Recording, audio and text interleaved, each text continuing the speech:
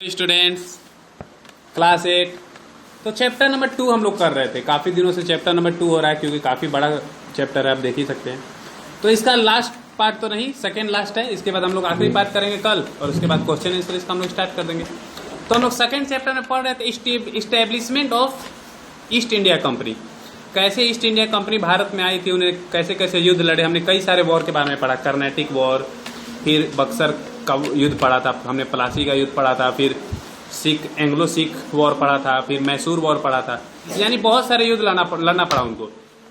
फिर बोल रहा है अंडर दिस डॉक्ट्रिन, कल हमने डॉक्ट्राइन ऑफ पढ़ रहे थे। The company claim that it was the Paramount और सुप्रीम पावर इन इंडिया। और डॉक्ट्रिन मीन्स होता है सिद्धांत। कंपनी ने एक नियम निकाला जिसमें उन्हें कहा कि कंपनी जो है अब सबसे सुप्रीम पावर है भारत में, यानी कंपनी के खिलाफ अब कोई भी आवाज नहीं उठा सकता, वही यहाँ का अब शासक है। Its power was greater than the Indian state and it could annex any state to protect its interest। और यह किसी भी भारतीय जो राज्य थे, जो कि अभी तक अंग्रेजों के हाथ में नहीं आए थे, वो उससे शक्तिशाली थी और वो किसी भी स्टेट को एनेक्स्ड यानी कि अपने में मिला सकती थी या उनसे युद्ध कर सकती थी अपने इंटरेस्ट को बचाने के लिए, अपने आप को बचाने के लिए। ठीक है। Other Indian state even though not part of the British empire had to acknowledge its dominance.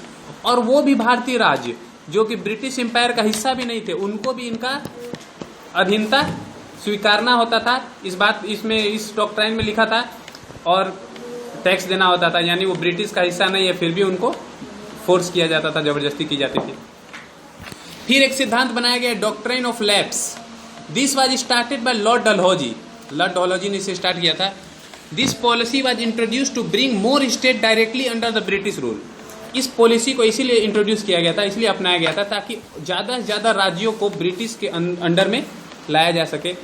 According to this, इसके अनुसार if the ruler of a dependent or subsidiary state died without living a natural male heir, the state would lapse or be taken over by the British. इसमें लिखा हुआ था कि अगर कोई राज्य है जो अभी आजाद है, अगर उसका जो शासक है वो मर जाता है बिना किसी नेचुरल मेल हेयर यानी कि एक वारिस के, और कैसा वारिस, पुरुष वारिस, यानी कोई बिना किसी बेटे के वो मर जाता है, बिना किसी लड़के के, तो स्टेट जो है वो ब्रिटिश के अंडर में हो जाएगी। ब्रिटिश जो है वहां पे उसको अपने अंडर में ले लेंगे। तो ये काफी विवादित था कि अगर उसका मेल हेयर नहीं है, अगर किसी और को वो वारिस बना लिया, अपने भतीजे को या किसी और को, तो ब्रिटिश नहीं मानते थे। आप रानी लक्ष्मीबाई का उदाहरण ले सकते हैं, उन्होंने भी एक पुत्र को गोद लिया था, जो कि ब्रिटिश नहीं माने थे कि नहीं, हम इसे राजा नहीं बनने देंगे। तो बाद में युद्ध हुआ था। तो ये इसी डॉक्ट्रिन ऑफ लैप्स में ये बातें लिखी हुई थी। एडॉप्शन वाज नॉट लीगल, और वो एडॉप्ट भी नहीं कर सकते थे। अगर वो चाहते कि हम बच्चा गोद ले ले और उसे राजा बना दे, तो ये भी इलीगल था वहां पे। ब्रिटिश सर नहीं मानते थे। ब्रिटिश सर बोलते थे आपका खून होना चाहिए, आपका बेटा होना चाहिए। By this policy the state of Satara, Jhansi, जो झांसी का हमने बोला Rani Lakshmibai, the and Nagpur were annexed. इसमें क्या हुआ, जो सतारा था जिला था, झांसी जिला था, नागपुर राज्य था, उनको अपने में ब्रिटिशर ने शामिल कर लिया क्योंकि वहां शासकों का कोई भी अपना बेटा, अपना वारिस नहीं था। Also the title and pension of some ex ruler were not recognise. और जो जिनसे ले लिया जाता था उनसे साम्राज्य, उनको पेंशन दिया जाता था, लेकिन कुछ ऐसे भी रूलर थे जिनको पेंशन भी नहीं दिया जाता था। उनको रहने खाने के लिए, मतलब उनकी हालत और खराब हो गई थी। कहाँ वो एक समय राजा थे और एक समय रंक बन गए, जमीन पे आ गए। ठीक है। अब ब्रिटिश एडमिनिस्ट्रेशन पढ़ते हैं। ब्रिटिश ने जैसे रूल किया तो उनको जरूरत पड़ी कि भारत में एक एडमिनिस्ट्रेशन हो, प्रशासन हो। तो उसके लिए उन्होंने क्या किया, all the policy and change introduce by the East India company were aimed at maximising the profit of the British. जो भी इन्होंने पॉलिसी अपनाई या चेंज किए, वो बस अपने फायदे के लिए किए कि कैसे हम अपने फायदे को 2 गुना 4 गुना बढ़ा सके, मैक्सिमाइज कर सके। उनका ये इरादा नहीं था कि हम भारत के लिए कुछ करें, भारत में डेवलपमेंट करें या भारत के लोगों की भलाई के लिए। वो बस अपना प्रॉफिट देखते थे, इसीलिए वो अपना पॉलिसी बनाते थे। The corrupt official of the East India company made large some of money by illegal means.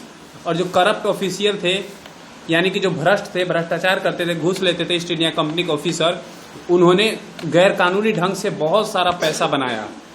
They return to England with large fortunes. और वो पैसा लेकर कहाँ चले गए, इंग्लैंड चले गए।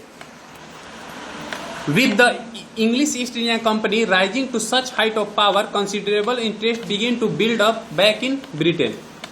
The British government felt threatened.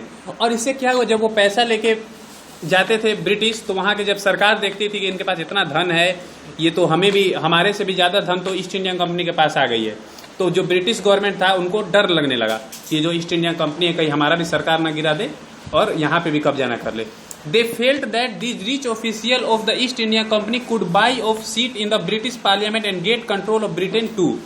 उनको ये डर था कि ये जो अमीर ऑफिसर्स है वो ब्रिटिश के पार्लियामेंट जो संसद है वहाँ से सीट खरीद कर ब्रिटिश पे भी कंट्रोल कर सकती है. तो ये उनका डर था कि इनके पास इतना पैसा है तो ये खरीद भी सकते हैं नेताओं को. The company's management practice came to be question. और जो कंपनी का मैनेजमेंट था वो क्वेश्चन किया गया कि आप सही नहीं कर रहे हैं भारत में इतना आप जो ये अमानवीय कार्य कर रहे थे, इनह्यूमैनिटी, उसके खिलाफ वहाँ के लोगों ने बोला. The British government was also keen to tap the considerable wealth to India to further develop the British economy.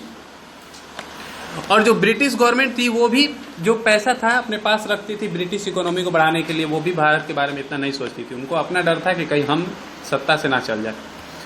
Also they felt that the company corrupt practices could soon seep into British business and public life. और उन्हें ये लगता था कि जो company का corrupt practice है, जो भ्रष्टाचार वाला प्रैक्टिस है, वो जल्द ही ब्रिटिश बिजनेस को खा जाएगा और पब्लिक लाइफ में प्रवेश करेगा. Meanwhile, due to corruption of its employees, the East India Company began making substantial losses and soon requested the government for a loan. लेकिन क्या हुआ, इतना करप्शन था ब्रिटिश में, ईस्ट इंडिया कंपनी में, कि जल्द ही जो कंपनी थी वो लॉस में चली गई, घाटा में चली गई, और जल्द ही उसने रिक्वेस्ट डाल दिया सरकार के पास, ब्रिटिश सरकार के पास, लोन के लिए कि हमें कुछ पैसा दीजिए, हमारे पास पैसा नहीं है. The British Parliament used this situation to negotiate greater power in the administration of India. और ब्रिटिश पार्लियामेंट को एक इस सिचुएशन का फायदा उठाया और उन्होंने कहा कि ग्रेटर पावर की जो एडमिनिस्ट्रेशन का पावर है इंडिया में वो हमें दे दो, हम तुम्हें लोन देंगे. और debate began at the what extent to British government could control the affair of the English East India company.